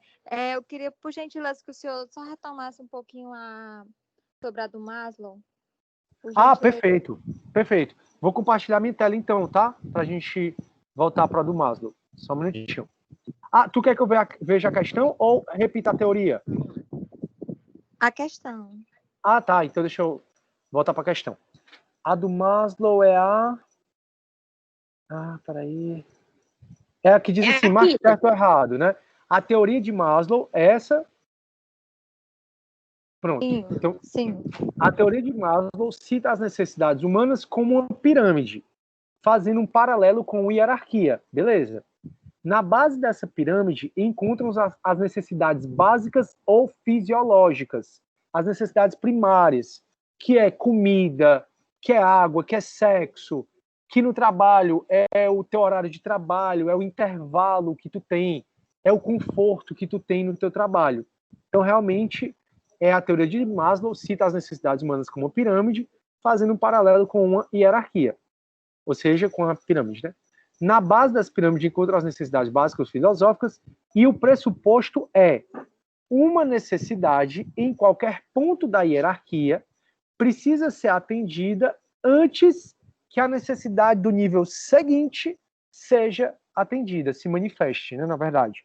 E essa está toda correta, porque ele diz assim, são 5 bases. Primeiro você tem que suprir as necessidades fisiológicas. Para só quando as necessidades fisiológicas estiverem supridas, você voltar para a necessidade de segurança. Para só quando a necessidade de segurança estiver suprida, você voltar para as necessidades sociais. Para só quando as sociais estiver suprida, você se manifestar a de estima. Então, realmente, o que ele está falando aí é assim, na base da pirâmide encontram-se as necessidades básicas ou fisiológicas e o pressuposto é uma necessidade em qualquer ponto da hierarquia ser atendida antes que a necessidade do nível seguinte se manifeste. Ou seja, elas são interdependentes. Deu para entender? Sim, obrigada, professor. Maior prazer. Turma, alguém está com alguma dúvida a mais? Se não, mais ou menos. Vejam se vocês estão com alguma dúvida. Tá tranquilo, Sidney.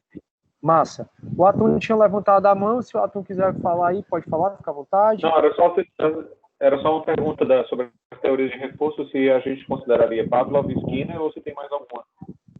Tem várias, Atum, mas assim, não precisa se preocupar com isso pra gente, não. A de Pavlov, eu não vou, se for cobrar na prova, tá? Eu não vou cobrar na prova, mas se for cobrado, é mais a do Skinner, tá? E aí, como tu deve saber, né, na parte, já que a tua esposa ela é psicóloga, acaba que existem vários comportamentalistas, né, várias teorias do comportamento. E aí uma delas são essas duas, que aí tu vai considerar mais a de Skinner. Fechou? Beleza, filho. Massa. Galera, o que é que eu vou fazer agora?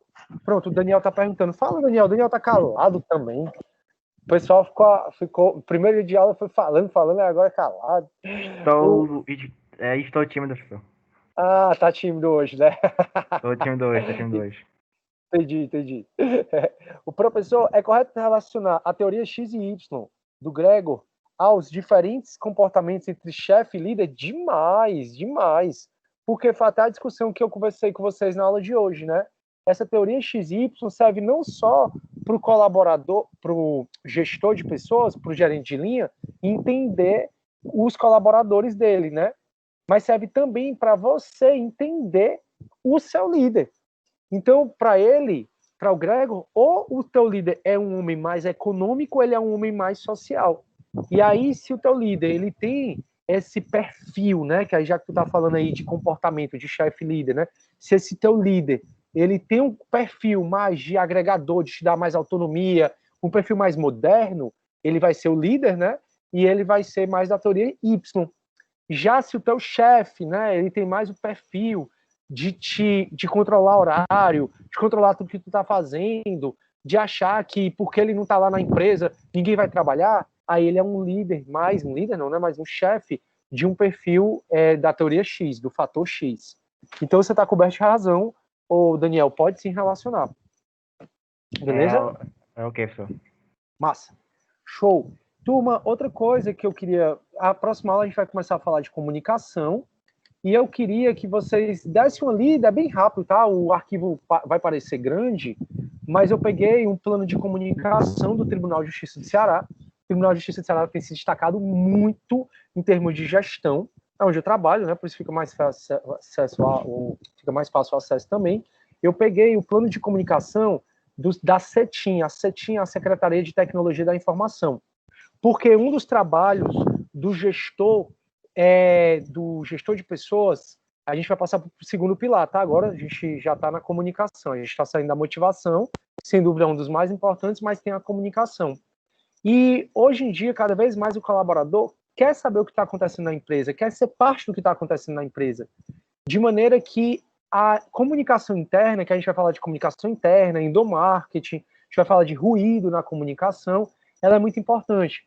E o gestor, ele tem que propor planos de comunicação, seja externa, já que você trabalha com outras unidades. Então, você vai ver aí nesse arquivo que eu mandei o plano de comunicação da Secretaria de Tecnologia da Informação com o externo, com os oficiais de justiça, com os embargadores, com a Secretaria Judiciária, com outra secretaria, mas também a gestão de pessoas tem que se preocupar principalmente com a comunicação interna. Então, uma das coisas que eu mais me admirei quando eu falei para vocês do feedback da pessoa que eu conheço que trabalha no Itaú, foi ela ter falado, e também da que trabalha na Jangadeira. A gente sabe de tudo o que acontece, é muito fácil chegar no gerente, não ter essa hierarquia tão pesada. Então a gente sabe de tudo que acontece, tudo é mandado e-mail, tudo a gente sabe. E isso foi um fator de satisfação para eles, para as duas pessoas que eu perguntei, né, que falam do Itaú e da TV Jangadeiro. E aí, turma, para você fazer uma boa comunicação interna, que a gente vai diferenciar de endomarketing, você vai necessitar de um plano de comunicação que é simples, que é muito simples. Esse aí é grande, mas assim, é porque tem várias estratégias, que são estratégias que a gente vai conversar na próxima aula. Aí, se der, eu queria que você lesse. Obviamente, você não vai precisar ler tudo, mas só para você ter uma ideia de o que é um plano de comunicação externa e interna, e para a gente a mais importante é a interna, né, dentro do contexto da nossa disciplina. Beleza, turma. Eu vi que na aula passada, alguém me ensinou a baixar a lista de presença, e eu acabei de fazer isso. Pronto, peraí, deixa eu ver se ele abriu aqui, deixa eu ver só se eu consigo abrir, turma. Porque se eu não conseguir abrir, eu vou fazer no manual mesmo. Maravilha, né? Baixar a lista de presença. Maravilha. Perfeito, ó. Ixi, Sidney entrou. Rapaz, tem às vezes que vocês entraram, saíram. Tem quanto tempo vocês ficaram? Que legal, viu? Gostei. Beleza. Pois, turma, então é isso. Nossa aula fica por aqui. Fiquem com Deus. Espero que tenham gostado da aula. Tenham um bom final de semana. Descansem, um bom feriado. E a gente se vê na sexta-feira que vem. Fechou? Fique com Deus, Sidney. Valeu, bom final de Edivaldo. semana. Valeu, meu amigo. Bom final de semana. Boa noite, professor. Boa noite, pessoal. Bom final de semana para todo mundo. Boa noite, professor. Bom final de semana para todos. Valeu, Maria. Bom final de semana, galera. Fiquem com Deus. Descansem, viu? Boa Vou parar a noite, gravação. professor. Boa noite, obrigado. Parando a gravação.